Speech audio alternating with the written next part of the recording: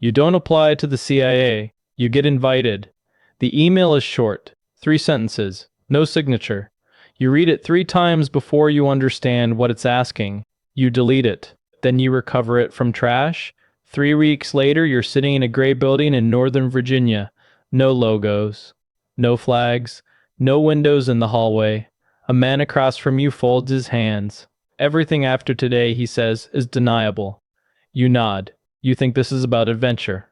It isn't. Level 1. The applicant, you start with paperwork. Endless paperwork. Financial history. Foreign contacts. Every address you've ever lived at. Every lie you've ever told that could be discovered later. They ask about drugs. They ask about debt. They ask about loyalty. The polygraph room is colder than you expect. The chair is stiff. Wires run across your chest like quiet accusations. Have you ever betrayed someone who trusted you? The question lingers longer than the others. You answer no. The machine hums. You realize something. They are not looking for perfect people. They are looking for predictable people. You walk out unsure if you passed. Weeks go by. Then the call comes. You're in. Your parents think you got a government analyst job. You let them believe it. You tell your friends you'll be working federal contracting. You've already started lying, and you haven't even begun. Level 2, the trainee, the farm. You arrive before sunrise. The facility doesn't appear on tourist maps. It sits quietly in rural Virginia. Trees, gravel, no signs. They call it the farm. It isn't a farm. You learn surveillance detection routes. You learn how to spot someone tailing you in a crowd. You practice brushing past strangers and passing flash drives without eye contact. You learn how to lie, not dramatically, not theatrically, casually. You learn how to build a backstory so detailed that even you start believing it. Your cover identity has a childhood now, a college roommate, a failed relationship, a tax record. You memorize it the way actors memorize lines. Except if you forget yours, someone could die. You train to recruit assets, to convince strangers to betray their country. You practice empathy as a weapon. One instructor tells you, people don't betray ideology. They betray for love, money, fear, or ego. Find which one. You nod and write it down. You still think this is about protecting your country. You don't yet understand what it will cost. Level 3. The desk officer. You don't carry a gun. You carry responsibility. You sit in Langley now. Badge clipped to your belt. Computer screens glow with cables. Intercepts. Translated chatter. You handle assets in Eastern Europe. You never meet them. You read their reports. You assess reliability. You flag inconsistencies. One source says troop movements increased near a border. Another says it's routine training. You choose which interpretation reaches policymakers. You choose which version becomes intelligence. You tell yourself you're objective. But you know how subtle wording changes outcomes. Likely escalation sounds different from possible maneuver. One adjective can shift markets. Move armies. Start wars. You go home at 6 p.m. You eat dinner. Your neighbor asks what you do. Data analysis, you say. It's not entirely false. But it's not true either. You start dreaming in classified fragments. You wake up thinking about people you've never met, living under regimes you will never visit. You're still anonymous. Still safe. Still untouched. That won't last. Level 4. The case officer overseas. You finally go abroad. Officially, you work at the U.S. Embassy. Unofficially, you recruit spies. You sit across from a mid-level defense official in a cafe. He's nervous. He stirs his coffee too long. You talk about soccer first, then about his daughter studying in London, then about how unfairly he's treated at work. You let silence stretch. You let him fill it. You never say betray your country. You say help prevent a larger war. You say no one needs to know. You slide the envelope across the table. Money. Not enough to look dramatic. Enough to change his life. He hesitates. You watch the conflict in his eyes. You know this moment will fracture him forever. You tell yourself it's necessary. He takes the envelope. You just created a traitor. And an asset. You go back to your apartment that night and stare at the ceiling. You understand something now. This job isn't about right and wrong. It's about interests. And interests don't have feelings. Level 5. The chief of station, your name is known now, quietly.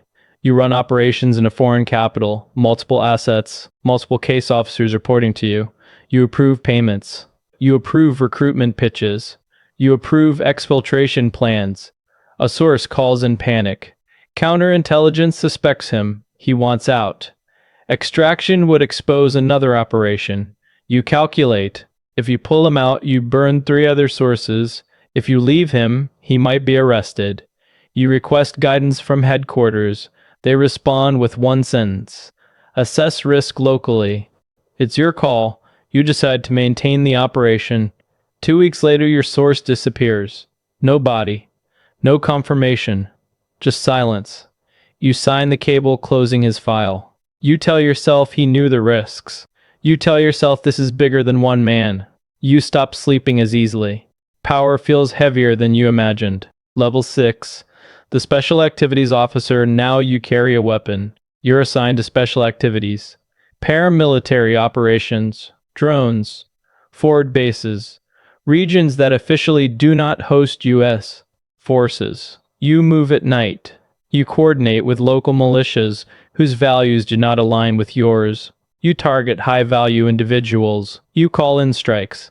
You watch grainy infrared footage. You confirm identities. You authorize. There's always collateral risk. You minimize it.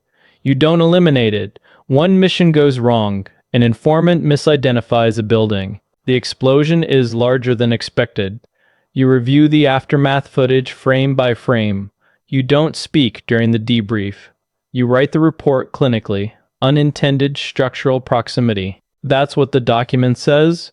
You know what it means? This is the moral midpoint. This is where the job stops being abstract. You tell yourself, if we don't act, someone worse will. That becomes your anchor. You hold on to it tightly. Level 7. The Deputy Director. You're back in Washington, suit tailored. Security details subtle. You sit in briefings with senators. You decide funding allocations, cyber operations, human intelligence, covert influence campaigns. You see the entire board now, not just pieces. You know which foreign elections are fragile. You know which governments are one scandal away from collapse. You approve programs that shape narratives quietly. You never use the word manipulation. You say strategic communication. Your child asks why you miss school recitals. You tell them you're busy. You cannot explain that the world feels like it's always one miscalculation away from chaos. You begin to understand something. The higher you rise, the less control you actually have. There are too many variables, too many unknowns, too many secrets layered on secrets. Level 8. The director, your face is public now, but most of your work is not. You testify before Congress. You choose words carefully. You reveal just enough, never too much. You oversee thousands of employees, hundreds of operations. Some of them you will never hear about unless they fail. A covert program leaks to the press. International backlash erupts. You stand behind a podium and say, "We cannot comment on ongoing intelligence matters." You know the truth is more complicated than headlines allow. You know some criticism is deserved.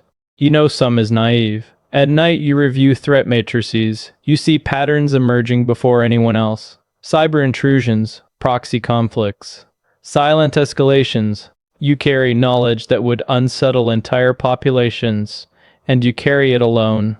Your security team watches your house, but no one can guard your mind. You realize something chilling. Even at the top, you were not free. You answer to elected officials, to oversight committees, to history. And history is rarely kind. Level 9, the shadow. There's a level above title, above rank. It's the invisible layer, former directors, senior strategists, advisors who no longer hold office but still influence. You sit in private think tank meetings now. You advise quietly. You see patterns repeating from decades past. Different countries, same mistakes. You watch younger officers rise. You recognize the look in their eyes. Ambition, conviction. You wonder when it fades. You think about the case officer in that cafe years ago. The envelope sliding across the table, the source who disappeared, the strike that went wrong. You tell yourself it mattered. You have to believe it mattered. Because if it didn't, then what was all of this for? Closing. The cycle somewhere right now, a college graduate receives an email. 3 sentences. No signature. They delete it, then recover it. They believe this is about adventure, about patriotism, about purpose. They don't yet understand the weight. They don't know that at every level, from applicant to director, something is traded. Privacy, certainty, sleep, innocence. At the bottom, you think power brings clarity. At the top, you understand it only brings more responsibility and less peace. The email waits in their inbox. The cycle begins again, and you already know how it ends.